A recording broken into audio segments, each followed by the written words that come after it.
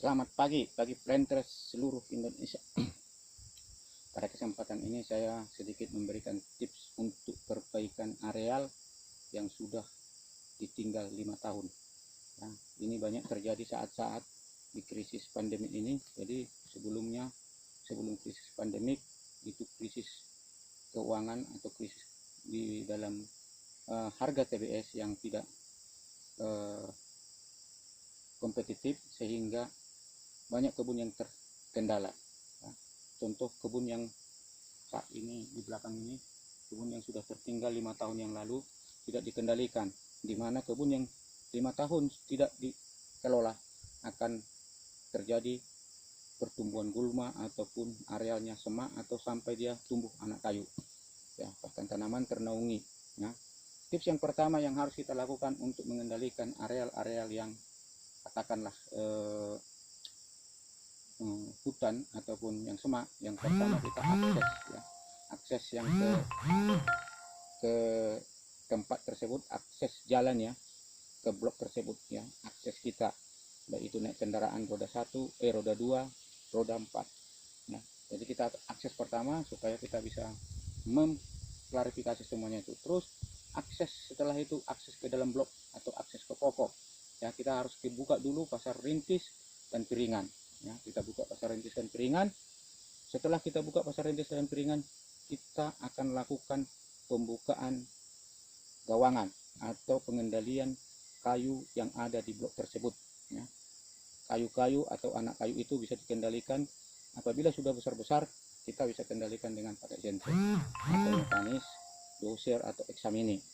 Tapi kalau masih kecil, katakanlah berdiameter hanya sebesar pergelangan tangan, itu bisa kita kendalikan dengan gawangan manual atau tebas ya, tapi membutuhkan biaya yang cukup besar ya. Saat ini kita bisa menggunakan sampai 1 sampai 1,5 juta per hektar biayanya. Nah, ini besar, tapi dengan harapan biaya itu atau uang yang kita keluarkan itu akan kembali minimal 2 tahun kemudian ya, maksimal 2 tahun kemudian ya. Dengan cara pertama yang harus kita lakukan, setelah kita buka tadi akses itu, kita akan lakukan lagi pembukaan akses ke buah. Akses ke buah di mana mungkin pokoknya sudah ada buah-buah, kita akan bersihkan semua buah-buah yang busuk, kita pruning.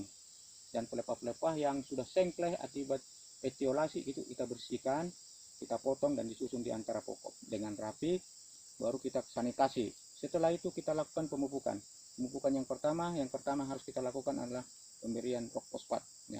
Rock fosfat itu bisa kita berikan 1 kilo per pokok ya. Setelah itu rock fosfat kita berikan, baru kita akan starter lagi dengan urea. Setelah urea, supaya pertumbuhan vegetatifnya lebih sempurna, baru setelah itu kita rangsang dengan MOP. Urea bisa kita lakukan juga dia setengah kilo atau bahkan 0,7 500 sampai 700 gram per pokok. Kalau MOP kita masukkan dia 1,5 kilo, supaya harapan kita pertumbuhan buah ke depannya akan sempurna, lebih baik, dan bisa kembali dalam 2 tahun sudah kembali uang kita. Jadi tipsnya itu ya. Jadi saya akan rincikan. Pertama, akses ke areal yang bermasalah, itu akses sepeda motor kah atau akses mobil. Terus akses ke pokok atau ke blok tersebut yang bermasalah, yaitu pasar rintis. Setelah itu kita buka akses ke piringan atau ke pokok, bahkan ke buah, itu buka pruning.